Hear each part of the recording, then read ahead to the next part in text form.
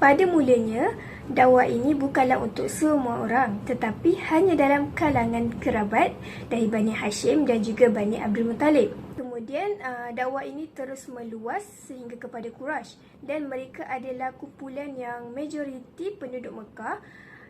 Walaupun mereka ini tidak menerima seruan Rasulullah SAW, tetapi mereka melindunginya, kecuali hanya Abu Lahab. Sebab berlakunya dakwah secara terbuka.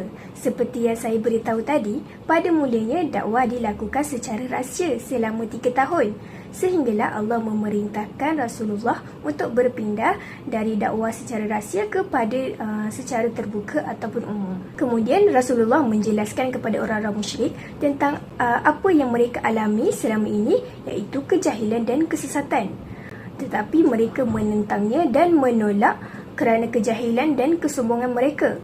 Akan tetapi baginda SAW tetap teguh dan istiqomah dalam berdakwah dengan memberikan hujah dan juga dalil. Reaksi Quraisy terhadap dakwah Rasulullah.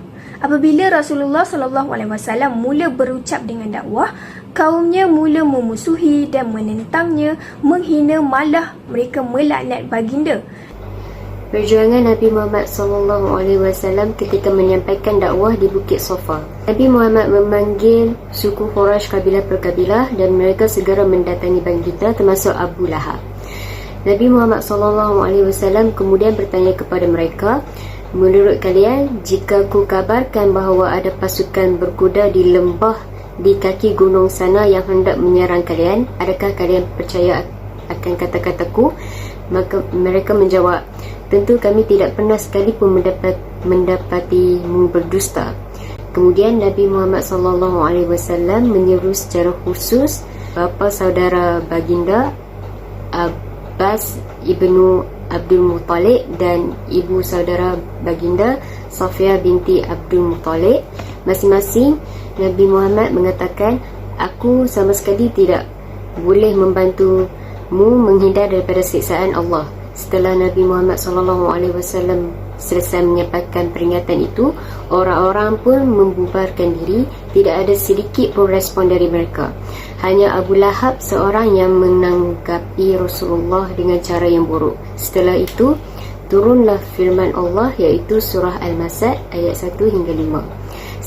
Setelah peristiwa di Bukit As-Safa itu, Abu Lahab memaksa kedua puteranya menceraikan dua puteri Nabi Muhammad SAW. Persoalannya, mengapakah Quraisy menentang dakwah Islam? Jadi, mari kita lihat. Pertama sekali adalah kerana persaingan antara puak untuk kepimpinan. Persaingan berpusat di antara dua cabang Bani Abdul Manaf, iaitu Bani Hashim dan Bani Umayyah. Yang kedua disebabkan konsep kesamarataan.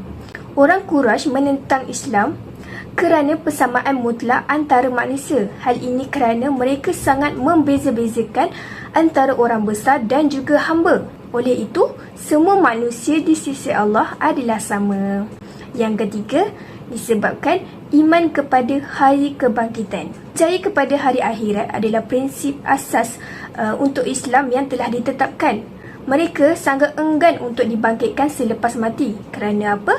Kerana mereka percaya bahawa kehidupan mereka akan berakhir dengan kematian di dunia ini dan tidak ada lagi kebangkitan. Dan yang terakhir sekali adalah mereka mengikut ibu bapa dan datuk nenek moyang mereka. Mereka telah terbiasa dengan tradisi adat nenek moyang mereka, walaupun mereka sendiri tidak memahami apa-apa secara keseluruhannya. Dakwah secara terbuka ini telah melanggar kepercayaan mereka dan mengganggu kepentingan dunawi mereka. Mereka telah melakukan pelbagai kaedah dan cara untuk menghalang Nabi Muhammad daripada berdakwah. Antara kaedahnya adalah at-tashwih, iaitu penyelewengan. Kisah Al-Nadr bin Haris. Al-Nadr selalu pergi ke dakwah Nabi Muhammad SAW untuk menyatakan bahawa dakwah Nabi Muhammad SAW ini adalah satu fiksyen semata-mata. Apabila rancangan yang pertama tadi gagal, dia telah memanggil penari untuk mengganggu dakwah Nabi Muhammad SAW kerana baginya penari itu mampu untuk melawan syair dan ayat-ayat Al-Quran yang telah dibawa oleh Nabi Muhammad SAW. Namun rancangannya gagal. Kemudian Dia merantau dan mencari ilham dan kembali untuk menanyakan Rasulullah SAW 3 soalan. Namun apabila ditanyakan tiga soalan itu, Rasulullah SAW dapat menjawab soalan-soalan tersebut. Rancangan yang kedua adalah at-tahdid, iaitu ancaman. Orang kafir Quraisy telah mendatangkan pelbagai jenis ancaman kepada orang-orang Islam. Antaranya adalah memutuskan mata pencarian, merosakkan nama baik, menjatuhkan maruah, menjatuhkan status sosial, mengancam untuk memotong leher mereka dan menakut-nakutkan mereka dengan kematian. Apabila kaedah at-tahdid itu tidak berjaya juga, orang kafir Quraisy mendatangkan pelbagai jenis penyiksaan pula kepada Rasulullah SAW dan juga para penganutnya. Tidak berhenti di situ, orang kafir Quraisy telah mendatangkan at-targhib, iaitu pujukan, dengan 3 jenis pujukan, iaitu harta, status dan wanita. Yang terakhir adalah memboikot.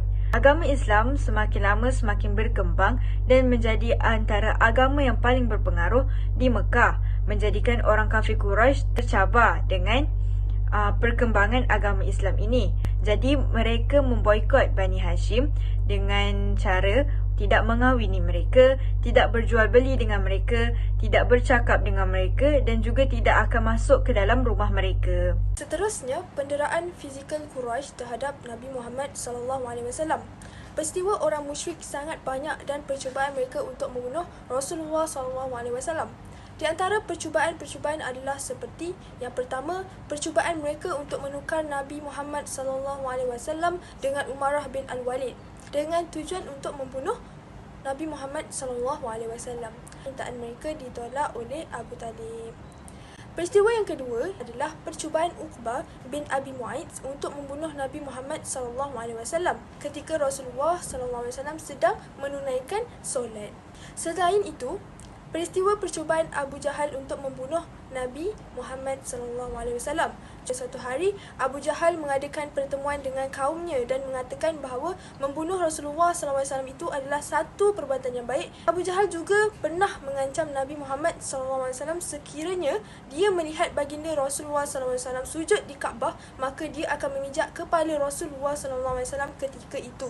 Seterusnya, peristiwa di mana orang-orang musyrik telah menyakiti Rasulullah SAW pada hari Uhud. Pada hari tersebut, Nabi SAW telah mengalami siksaan fizikal yang paling teruk. Apabila musuh datang kepadanya lalu melemparinya dengan batu sehingga baginda jatuh, pingsan dan cedera parah. Tetapi pada masa itu, orang-orang mukmin masih berdiri teguh di hadapan musuh supaya dapat melindungi Rasulullah SAW daripada panah-panah atau ancaman-ancaman orang musyrik. Ad-durus wal-ibro. Yang pertama ialah iqtidah bin nafsi. Mula dengan diri sendiri. Seruan dakwah secara terang-terangan ini dimulai dari kerabat Rasulullah SAW sendiri, iaitu Bani Hashim. Dengan demikian, sebelum menyampaikan kepada orang lain, wahyu yang turun betul-betul tertanam dalam diri sendiri terlebih dahulu, sehingga lebih siap menerima aturan dan hukum-hukum Allah. Ini merupakan pesan penting bahawa sebelum mengajak orang lain, diri sendiri dahulu yang perlu kita perbaiki. Mulailah dengan diri sendiri. Yang seterusnya ialah memegang amanah. Setelah Rasulullah SAW mengajak kalangan kerabat sendiri, kemudian baginda melebarkan sayap dakwah lebih luas lagi ke lintas kabilah dan ke banyak tempat perkumpulan umat musyrikin. Berdasarkan surah Al-Hijr ayat 94. Ini adalah pesan penting untuk para da'i dan ulama bahawa di samping memiliki tanggungjawab akidah pada diri dan keluarga sendiri, tanggungjawab berikutnya adalah menjaga akidah masyarakat secara luas, memiliki tujuan yang logik dan sesuai dengan akal sehat manusia. Yang terakhir ialah Islam adalah agama rasionalis. Orang-orang Quraisy Mekah yang kafir adalah orang yang taklid buta pada nenek moyang mereka untuk memuja berhala. Padahal secara rasional tidak boleh diterima. Mereka ciptakan diri sendiri lalu mereka pula yang menyembah. Ini merupakan bentuk taklid buta yang nyata. Islam datang untuk menyudahi taklid buta, mengajak untuk menyembah pada Allah Subhanahu Wa Taala, Tuhan yang telah menciptakan mereka sendiri. Tuhan yang memberikan pahala bagi hamba yang taat dan siksa neraka bagi hamba yang bermaksiat. Tuhan yang mampu memberi manfaat dan kemudaratan. Ini bukti bahawa Islam adalah agama rasionalis. Aturan-aturan syariat yang dibawa oleh Islam bersifat rasional, memiliki tujuan yang logik dan sesuai dengan akal sehat manusia.